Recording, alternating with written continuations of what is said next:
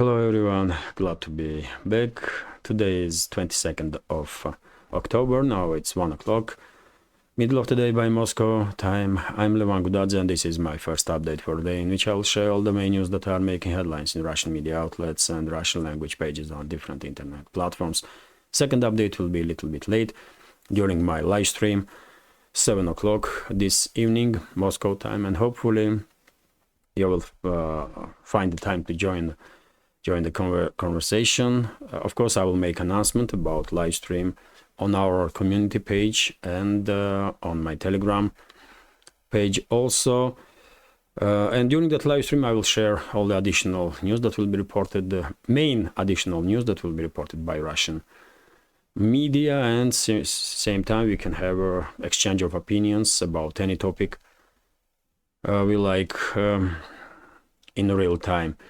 And dear friends, before I continue with the news, let me show you some small episodes of video, extra content for Patreon that I will upload in about 2 hours time. I did make a compilation of small episodes from that video for Patreon, and I will show you here. Yesterday was Saturday, my day off, and we went to Moscow, me and my family, and of course we used this time in Moscow to make some extra content for Patreon, and this is small episodes. Hello dear friends, today is Saturday, Moscow River.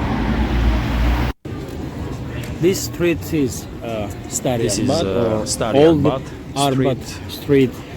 It's a walking way. This is Mkhat, by the way, world famous theater.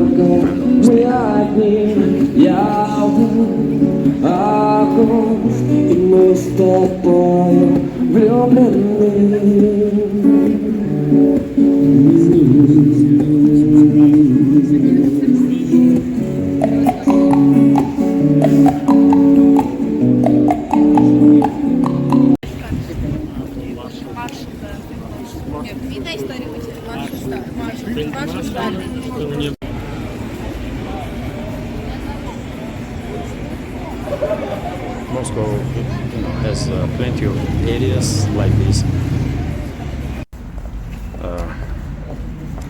which is very busy always, not just among local residents, but tourists also very popular, I should say. And of course, many of you probably recognize this site, Cathedral of Christ the Savior, one of the biggest Orthodox churches in the world, and tallest. And well, bigger version of this video will be uploaded on Patreon. Little advertise for my Patreon page, on which I do, as I mentioned, for which I do extra content on a regular basis. And now let's talk about news. And first of all, Ukrainian special military operation, of course. According to reports from Russian media outlets, no significant changes on any of the sectors of the front line or breakthroughs. At this point, we can probably say that attempt from Kyiv regime to escalate in Kherson direction, at least for now, did failed. Ukrainian forces, despite many attempts to cross Dnieper River, didn't manage to establish more or less significant bridgehead on the left bank, and the Russian side is in full control of situation in Kherson direction, although in attempt to regain some attention from Western so-called elites and the Western public or media. Of course, it's highly likely, or it's a possibility, that Kyiv regime will continue to conduct some operations in Kherson direction to achieve something, because it's obvious for everybody now, even for Kyiv regime at this point, that they are unable to achieve any success when it comes to main axis of this so-called Ukrainian counteroffensive in Zaporozhye and South Donetsk sectors of the front line, where Ukrainian forces completely lost in its initiative and it's Russian forces that are now conducting more local scale offensive operations than Ukrainian side. But at the same time, I will remind you, if I may, that in my understanding, to regain some attention from Western so-called elites and public or media, I think it's highly likely that Kyiv regime will resort to some large-scale provocations. They did provocations, false flag operations previously quite a few times, and they may conduct something similar, some false flag operation now also, and blame Russia for it. It may happen anywhere in the territory that is controlled by Kyiv regime, or they may try to conduct some provocation in direction of Zaporozhye nuclear power plant. And when it comes to situation on other sectors of the front line, of course, nowadays main activities are happening in Donetsk direction, on the southern flank of Donetsk direction, from Avdiivka to Marinka. But at this point, we don't have any reports that during the previous 12 to 24 hours, Russian side conducted any more or less large-scale operations and move forward on significant pace. It seems like Russian side is reinforcing these new positions that they managed to take as a result of previous offensive operations during the previous days. And after all, I have to repeat that I disagree with opinion of some experts, some military experts, by the way, also, who were predicting that Russian main task of Russian forces during the Avdiivka operation was to fully encircle the city, or maybe even establish full control over it. I have different reading. I did not see any immediate necessity based on situation on the front line to establish full control over the Avdiivka right now. And therefore, I think entire this operation was attempt from Russian forces to create second Bakhmut, second trap for Ukrainian armed forces, and use of Avdiivka as a trap. And according to reports that we are receiving, Russian side was quite successful in doing so, because Kyiv regime was forced to send in Avdiivka direction last remnants of their strategic reserves, including Western-made battle tanks. And videos are circulating on internet with Leopard 2s, and maybe some Abrams tanks will also be sent in this direction. It's quite possible, and also, by the way, very good indicator that Russian side is creating this trap can be fact or informations that are some Russian language military channels are reporting that possibly from 3,000 to 5,000 Wagner PMC personnel was also deployed to this direction. And Wagnerites are experts in creating such traps, isn't it? They prove it during the Bakhmut operation. But anyway, when it comes to overall situation, as I said, it's more or less operational pause. Nothing is happening in the scale that will influence or significantly change situation on any of the sectors of the front line in immediate future.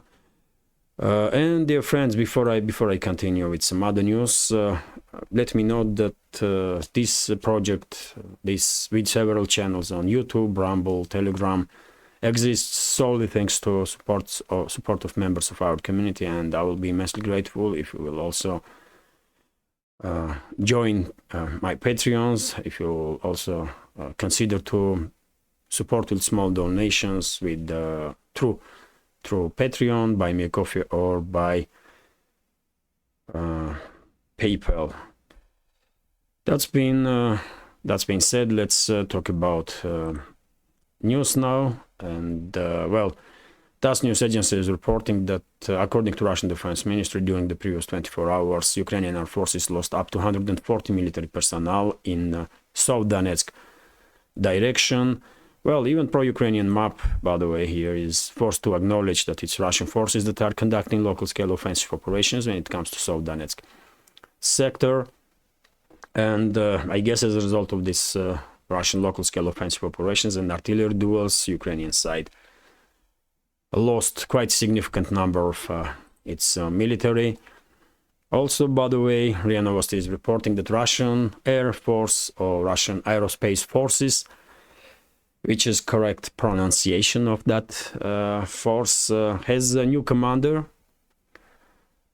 Name of this new commander is Viktor Afzalov. And this information is interesting because previous commander of Russian Aerospace Forces were at this point world famous Russian general Surovikin,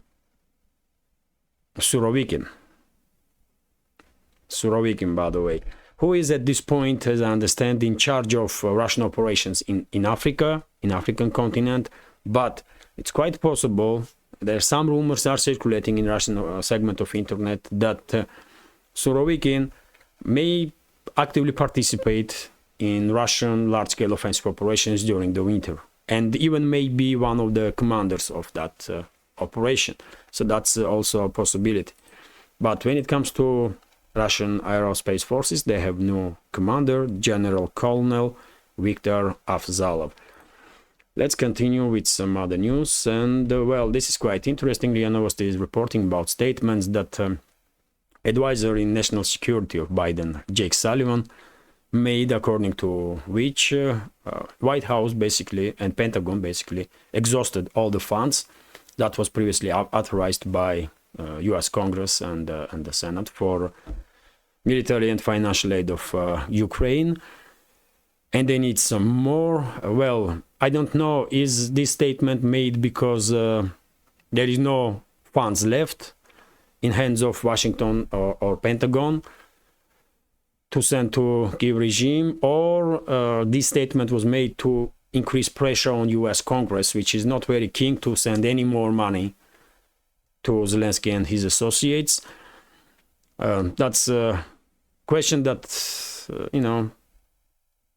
needs some answers that we don't have yet. Anything is possible, really. And I remind you, dear friends, that according to media reports, including Western media, Biden's administration is about to demand more than 100 billion from Congress to be allocated for some military spendings, including for Ukraine, some 61 billion, for Israel, 14 billion, for Taiwan, also some billions, and formally for some other means also.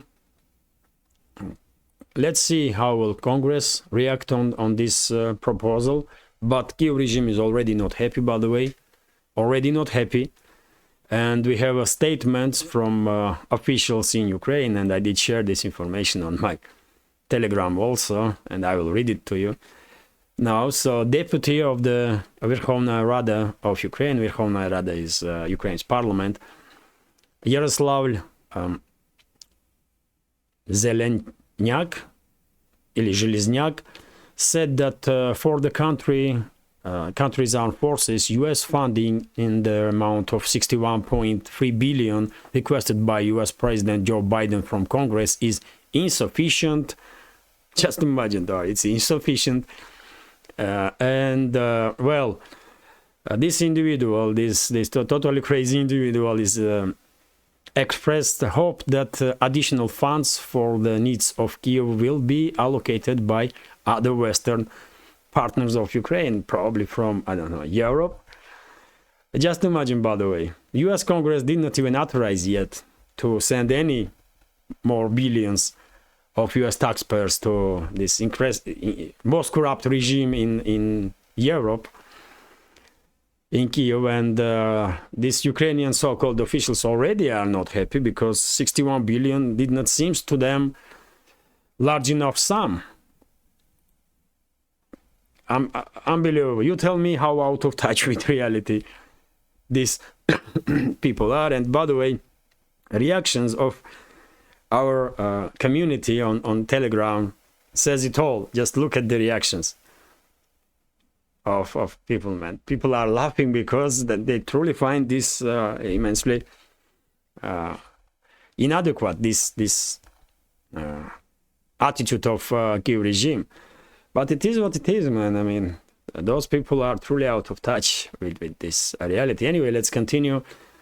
RIA Novosti is reporting that one more European state, by the way, made decision to pay money to Ukrainian refugees if they will go back to Ukraine.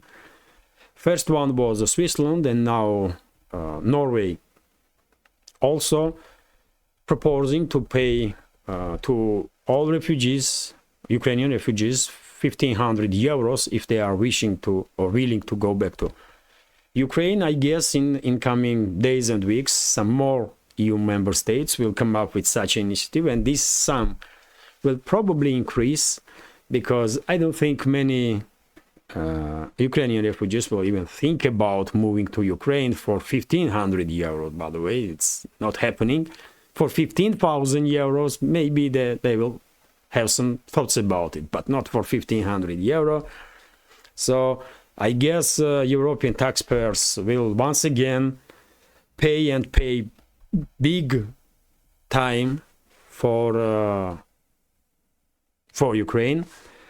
And dear friends, in my understanding, this new approach from EU member states to Ukrainian refugees is a part of reaction of Europe on demand from Kyiv to deport military-age men from EU states.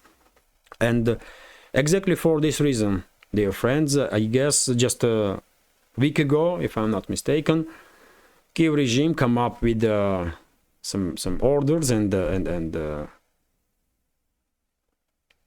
decrees according to which all reservists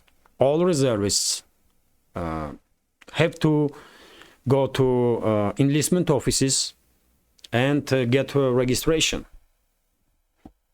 Otherwise, some legal actions can be taken against those people. And by the way, this is, in my understanding, this way Kyiv regime is laying down legal basis to demand from EU member states deportation of this military-age men who obviously would not be able to go to any enlistment office because they are in Europe, not in Ukraine. And I will also note that several European states already did make statements that they will consider deporting military-age Ukrainian refugees if there is any criminal charge against them in Ukraine. So probably you did see logical chain, isn't it, between these steps that was taken from Kyiv regime and from European states. They are preparing ground to send back to Ukraine as many military age men as possible. They are trying to pay to some to go back, but this won't work. We all understand this. And then they will use some other means, including deportations based on these criminal charges that Kyiv regime will brought against all reservists that are refugees in Europe that did not go to these enlistment offices to be forcefully mobilized and sent to front. But anyway, let's continue. These informations, by the way, these developments once again highlights this desperate situation of Ukrainian armed forces when they have immense lack of manpower, not just military equipment but also manpower. And of course, next major topic for this update is escalation in Middle East between Palestine and Israel. First of all, we have RIA Novosti's report, according to which official representative of Tzahal, or Israeli Defense Force, Peter Lerner, did made a statement during his interview with CNN that Israeli army is ready to conduct large-scale ground operations, which is well, somewhat true, I guess, because Israeli forces always were quite formidable force. And now when up to 400,000 reservists have been mobilized, if not more, of course, the Israeli army is capable of large-scale operations. Also, RT is a report, although at this point, there is no ground operation in Gaza. only some local scale skirmishes. But things may change very, very soon. RT is reporting that US is significantly shaping up Israel's ground campaign against Hamas. And according as this report, by the way, based on information of Bloomberg, Western media outlet, which claims that US basically is pressurizing Israel to postpone its ground operation in Gaza to free as many hostages as possible from hands of these groups that are operating in Palestine, including Hamas and many others. Well, this is maybe the case. Who knows? But in my understanding, this type of statements are more like excuse, because maybe Israeli army is not yet that ready really to conduct multiple large-scale operations, which may take place if US, by the way, or I should say, if Washington and London or Western so-called elites are planning to use this escalation between Palestine and Israel to enlarge this conflict in scale and first provoke confrontation between Israel and Hezbollah, let's say, Lebanese Hezbollah, and then maybe even with Iran. And if that's the case, then of course, not just Israel will need some more time to get ready for possible consequences of such a large-scale actions, but also Western states need some more time to deploy more and more additional force into the region. And as we all know, US already has 2 aircraft carriers not far from shores of Israel. And these aircraft carriers are always with dozens of ships. Of course, also larger amphibious warship of US fleet were sent to this area with amphibious forces. Some additional aircrafts were deployed in the Middle East, and there are reports that some expeditionary forces also, or ground forces also, have been deployed to Middle East, and this process is continuing. So more and more forces have been sent to this area. We have statements from London, from some other capitals of the Western world, that they will send their warships into the region and possibly some air force. And when you hear all this stuff, I mean, we definitely have more and more reasons to think that all this force have been concentrated in that region, not to send any, let's say, message to Hezbollah or Iran. But these forces are concentrated in this area to conduct some large-scale operations on their own. Because to send a message, 1 aircraft carrier is completely enough. Why you are sending like so much more when there is no need in such action, if you just want to send a message? And dear friends, I remind you that if London and Washington truly has such a plans to escalate, to enlarge this conflict and destabilize the entire region and provoke conflicts between Israel and Hezbollah or Israel and Iran, well, in that case, just look at the, let's see this area, by the way. This is Hormuz Strait here, and kind of bottleneck of Persian Gulf. And the vast majority, if I'm not mistaken, some 90% of all the oil and gas from Middle East are shipped through Persian Gulf and are going through this Hormuz Strait here, which is only a few kilometers wide. And if anything happens, if Iran is under attack and Iran is engaged in military confrontation, then it's obvious that shipping in this area will close, will be shut down. And which country will be harmed the most in that case, geopolitically speaking? China, by the way. Of course, Middle Eastern countries will struggle That's obvious, but out of Middle East, which country will be targeted most? Of course, China, because China major buyer of oil and gas from Middle East. Number one buyer of oil and gas from the Middle East, by the way. And we are talking about some more than 10 million, let's say, if it's oil, more than 10 million barrels of crude oil goes through this through this Hormuz Strait, by the way.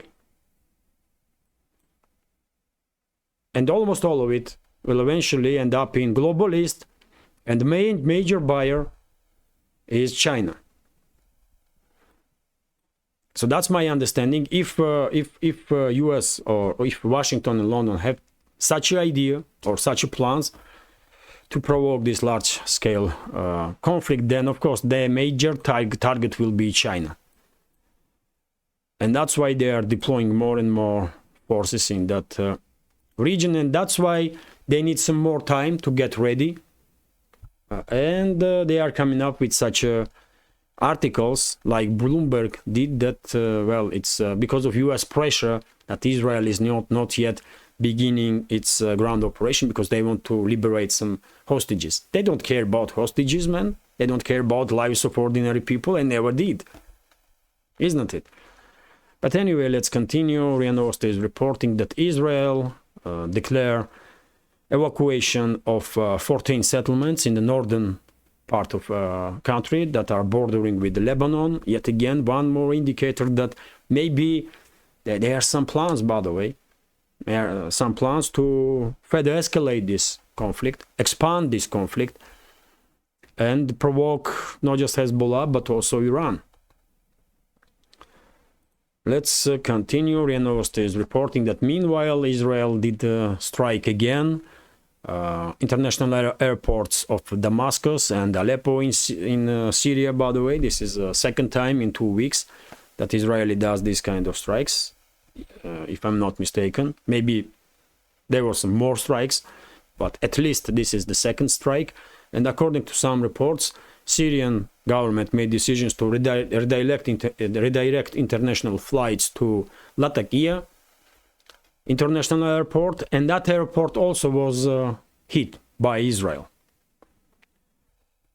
So, well, you tell me what Israeli government is doing, or Israeli army, by targeting Syria and its transport infrastructure. Maybe they want to...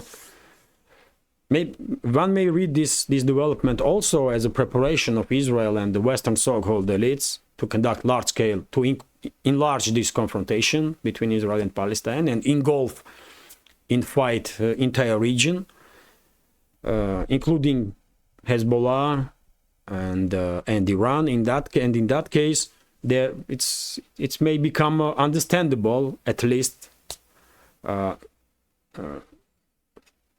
way of thinking of Israel. They are targeting airports or airfields of Syria to make sure that Iran would not be able, let's say, rapidly deploy by air its military personnel or some military equipment. If there is no airports or air runways left, then well, even if Iran will want to send some force or equipment by air, those planes cannot land anywhere in that case. But anyway, let's continue. TASS news agency is reporting that according to Israeli officials, 212 people are still hostages in Gaza. Still are hostages in Gaza from several countries, by the way, not just Israeli citizens.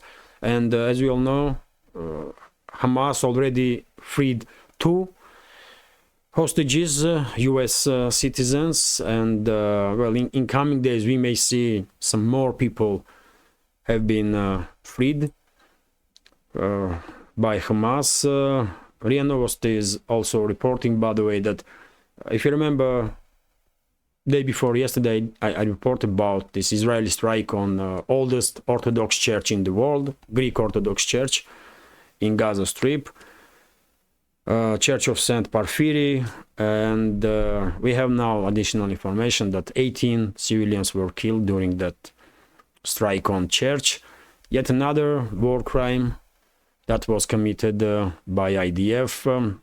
Both sides, by the way, this Hamas and its military wing and IDF, both sides are committing some unbelievable atrocities and war crimes. And everyone knows this. RIA Novosti is reporting that unfortunately number of Russian citizens that were killed during this escalation between Israel and Palestine reached 20 people. And there is high risk that more Russian citizens lost their lives as a result of this escalation. Many citizens of many countries, by the way, end up in this escalation and died from all around the world. TASS news agency is reporting that, according to Politico, U.S. media outlets, U.S. military-industrial complex is about to undergo some major exam, because at this point they are forced to operate in some extreme levels, because there is two major conflicts that going on in the world right now where U.S. weapons have been used intensively. Of course, one is Ukraine, and second is conflict between Israel and Palestine. Well, at this point, it's known, according to some reports, that U.S. military-industrial complex already struggling to fulfill demand of Ukrainian side in some weapons and munition. And well, it's not gonna be surprised if U.S. military-industrial complex will have even more trouble now, once Israel is demanding also more weapons and munition. And that's why, by the way, just a few days ago we had reports that U.S. is prioritizing Israel, and some tens of thousands of 155 millimeter artillery shells that was previously supposed to be allocated to be sent in Ukraine, now will be sent to Israel. And I guess very same will happen with some other type of munition or military equipment. Although we should understand same time that usually Ukraine receives some old type of weapons. Munitions may be new, but weapons itself, armored personal carriers, infantry fighting vehicles and tanks and so on, they are receiving some old weapons. Usually, when Israel is operating with more or less new weapons. So in that sense, maybe US will manage to continue sending to Ukraine its old stockpile of armored personal carriers and so on, and sending some brand new weapons to Israel. It all depends how long this conflict between Israel and Palestine will continue, and if this conflict will engulf entire region. That's a major question right now. Anyway, let's continue. TASS news agency is reporting that, well, according to decision made by US leadership, THAAD anti-rocket system will be deployed in the Middle East, simultaneously with Patriot air defense systems. Once again, increase in military presence of US in that region. For what? To send some messages? No, man.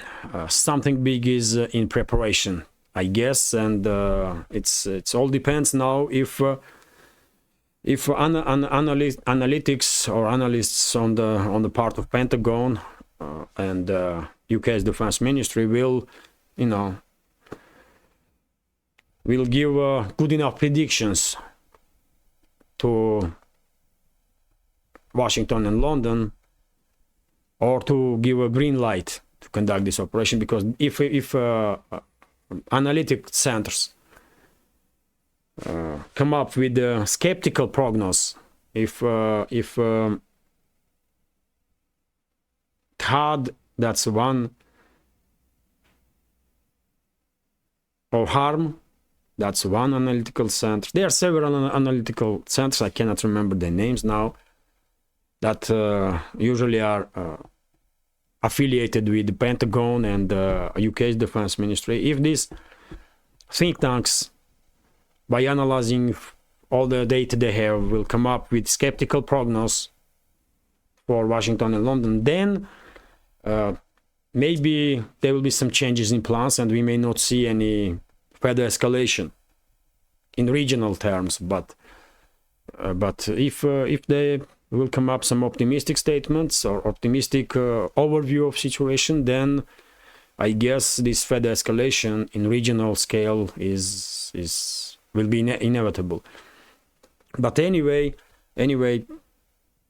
what we can say for sure is that NATO member states, especially US, definitely on daily basis increases its presence on Middle East.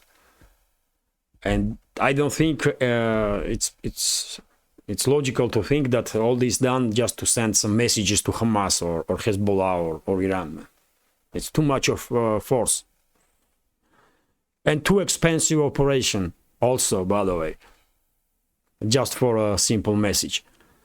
And by the way, let me continue. RIA Novosti is reporting, this is quite interesting news, that in Orenburg region, one of the Russian rocket units, one of the Russian units of strategic rocket forces did begin to receive a new intercontinental missile system, Avangard, which is a next generation system. It has not just ordinary warheads, nuclear warheads, but it has several nuclear capable gliders, hypersonic gliders, that can change their trajectory during the flight, during the hypersonic flights. So these weapons are basically invincible for any modern anti-rocket system that exists, especially in the West. And the fact itself that more and more hypersonic systems had become operational in Russia, of course, is something to pay attention to. Just recently, we had reports from Putin himself that Burevestnik, for example, by the way, another unique Russian weapon system with the nuclear propulsion system, was a nuclear capable one, was also finished all the testing. So soon those weapons will also be probably delivered to army, or maybe they already are. And those Avangard, not Avangard, but Burevestnik systems have basically unlimited range. They can also intercontinental weapons and can change trajectory as many times as needed, and extremely difficult to intercept. So this new generation weapons definitely are beginning to play a significant part in Russian nuclear triad, or Russian nuclear deterrence force, which is clearly noticeable. Let's continue. RIA Novosti is reporting that, well, that's quite interesting news, several news about some economical stuff. So a deficit of US budget increased for 320 billion, by the way. And at this point in 2023, by the way, deficit of US federal budget did reach and will reach 1.7 trillion. And this is not some kind of mistake, by the way. 1.7 trillion. That's the deficit of US budget. Well, it's truly, if you are not economist or finance experts, like I'm not, I mean, it's truly difficult to understand how the state still operates, man, with such deficit. 1.7 trillion, man. And from where this money gonna come from? Of course, US gonna borrow this money inside from its own citizens or companies or so on, or from outside. And that's why US debt is some, I don't know, 33 trillion or 35 trillion. It's just unbelievable number, by the way. And it does increases on a year-by-year basis, at least 500 billion. At least. But this year, US debt will probably increase somewhere around trillion. And I wonder how long this will continue. How long White House and current ruling class in US will be able to pull off this to continue operate with such a deficit. I don't know. And by the way, it's it will probably become more and more difficult to continue this way of life, let's say, by borrowing constantly, as the dollarization process will increase, and dollar will lose its positions as a main reserve currency for this world. Let's continue. RT is reporting that Russian tech giant boosted by EU's Google crackdown. And that's quite interesting. In EU, in Canada, by the way, and EU, some EU member states, more and more increasingly there are talks to implement some additional restrictions or to implement additional demands from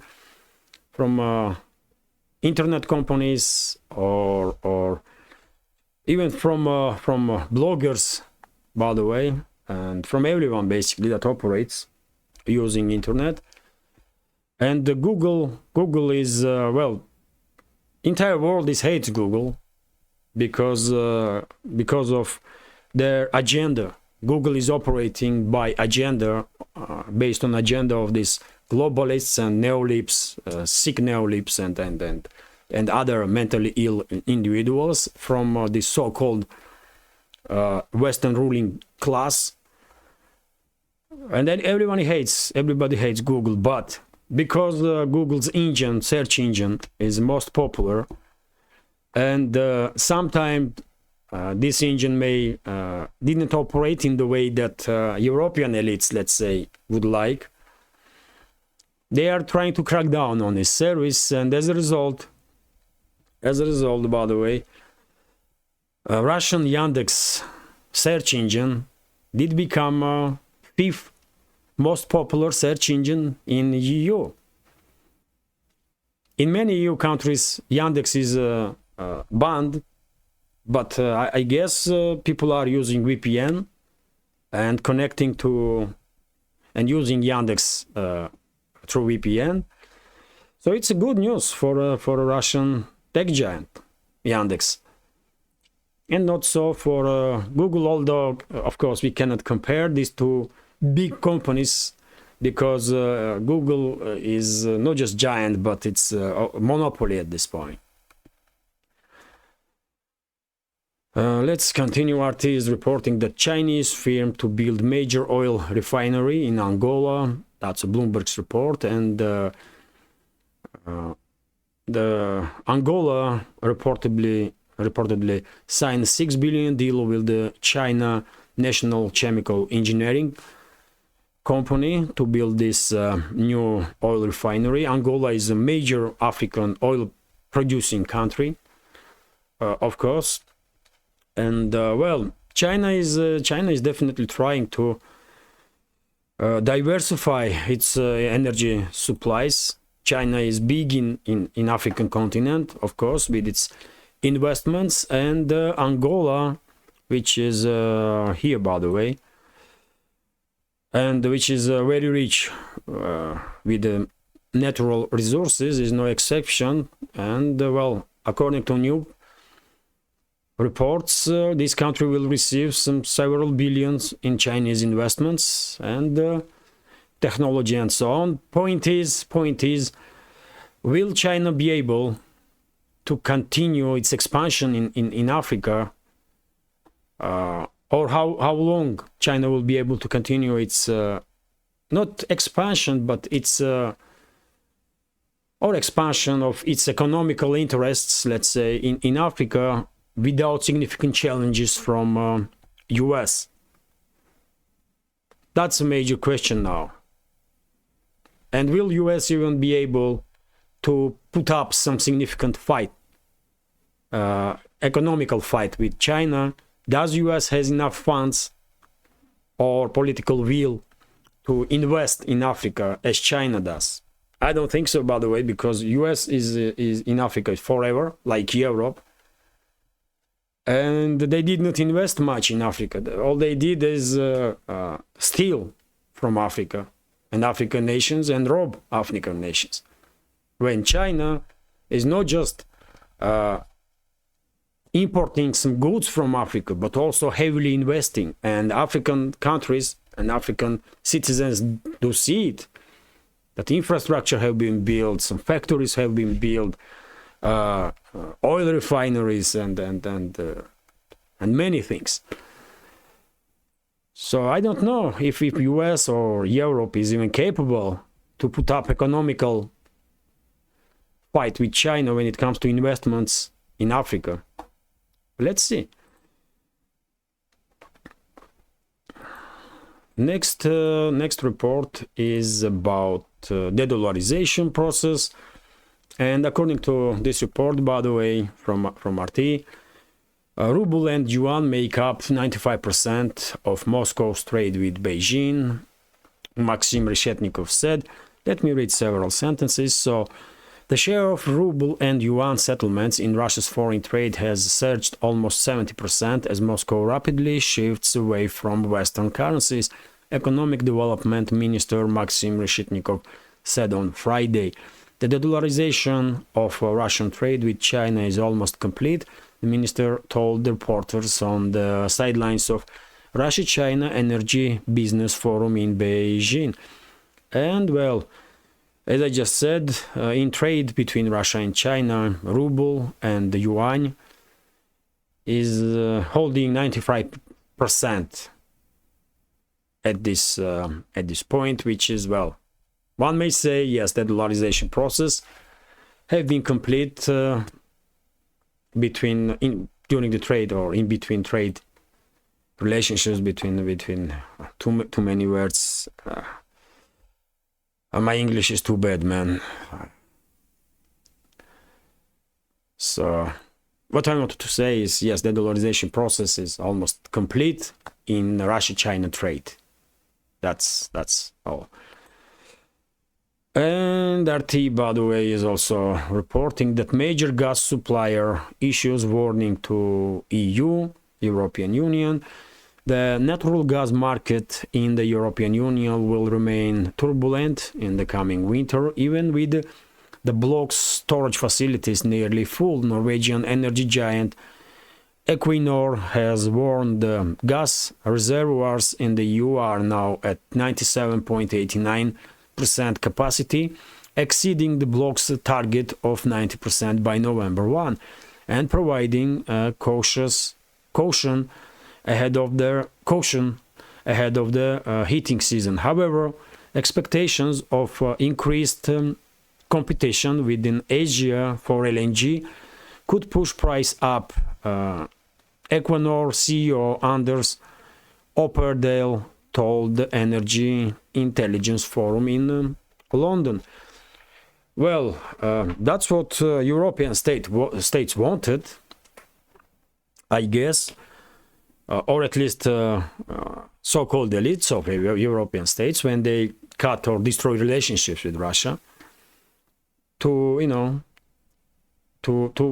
try to compete with global East when it comes to LNG supplies. And let's see. By the way, I don't think European states are able to pay for LNG as much as Asian countries can. And in that case, well, maybe not this summer, not this winter, sorry, but in coming years, European states may find it's increasingly difficult, for sure, to be competitive on the world energy markets. But yet again, one can hope that European citizens of European states will wake up. Vast majority of citizens of European states will wake up and do something about the crazy elites. Otherwise, it's only a matter of like 5, 10, 15 years, and the current Europe, EU, will definitely enter the era when Europe did become some irrelevant province of Eurasia. That's the fate that current leadership of EU is pushing continent or states of EU. But anyway, let's continue. I do understand that a significant number of European citizens are woken up and they are trying to influence their societies to make sure that people are very well informed, but unfortunately, vast majority of Western societies, and it's clear, by the way, are under heavy influence of Western propaganda or propaganda of Western so-called elites, and I don't know, man, how you're gonna wake up those people, man. I just don't know. People who believed in Ghost of Kyiv, well, I mean, is it even possible to wake up those people? I don't know. But one should try for sure. Okay, anyway, let's continue. Well, that's quite interesting news, by the way. RIA Novosti is reporting based on data of Russian Foreign Ministry that in comparison to previous year, this year, by the way, in tourist flow from Europe to Russia did increase 57%. You know, that's quite interesting. I did not expect this, for sure. But overall number of European visitors to Russia decreased because of this, especially because of many business partnerships broke down, and there are not that many business trips from Europe to Russia as a result of this sanction war that Western so-called elites are waging on Russia. But when it comes to communication of just societies and ordinary citizens, well, it's a quite optimistic news that 57 tourist visas issued for European citizens did increase 57% number of visas. And hopefully, despite some difficulties that Western tourists gonna face in Russia, especially because of lack of direct flights and because Western banks do not operate in Russia, and Visa card and MasterCard is not operating in Russia, yet again because of the Western sanctions. But there are some ways to deal with these issues. After all, one can bring cash and exchange cash in Russia, or there are some other ways also, by the way. And as a result, number of tourists from Europe increasing, which is good, by the way. I'm all for increase in communication of ordinary people, because that's the only way we can fight back this crazy bloodthirsty propaganda of the Western so-called elites and Russophobia. Let's continue, and this is going to be last news for this update. RIA Novosti is reporting the Georgian government, by the way, conducted some exercises for in order to get prepared if any nuclear war will break out in the region. So these developments, by the way, especially in the Middle East, definitely are making nervous regional countries, And well, it's quite understandable. It's quite understandable that Georgian government think that there are some risks that Iran may be brought to this confrontation between Israel and Palestine. Iran may get attacked, and not just with conventional weapons, because after all, we all know that Israel is a nuclear power. And well, regional countries definitely should be ready or should have some emergency plans for that case, if it will ever happens. Let's hope it will not, but you should be ready anyway. And well, in this case, I completely understand why Georgian government is cautious and implementing some emergency plans in case that some nuclear war will break up in the region. Things are very tense, by the way, and anything is possible. And this is it for now. Quite a long update, but hopefully you will find the news interesting. And if so, please click that like button and leave some commentary about any topic you like, just about anything, because more likes and comments, as I understand, do affect this increasingly or immensely aggressive algorithm of YouTube and increases my chances to reach wider audience. And for very same reason, if you can, please share links to my videos on any of the platforms that you are active on. No, Patreon, Telegram, Facebook, Twitter, or any else there. Many social networks that I don't even heard about. And well, lastly, let me thank all of you. Let me thank all of you for your attention and support, especially to Patreons that are supporting my work with donations and allow me to continue work on this project. Thank you very much, dear friends. Have a great day. Hopefully you have a great weekend. And see you at 7 o'clock this evening. Hopefully you will find time to join my live stream on YouTube, on major YouTube platform. I don't know how to stream on Rumble yet, but I will try to learn that, and I will try to make future live streams, not just on main YouTube channel, but also on main Rumble channel. This is it for now. Thank you very much once again for everything you do for me and this project, for your attention, support. Have a great day and take care.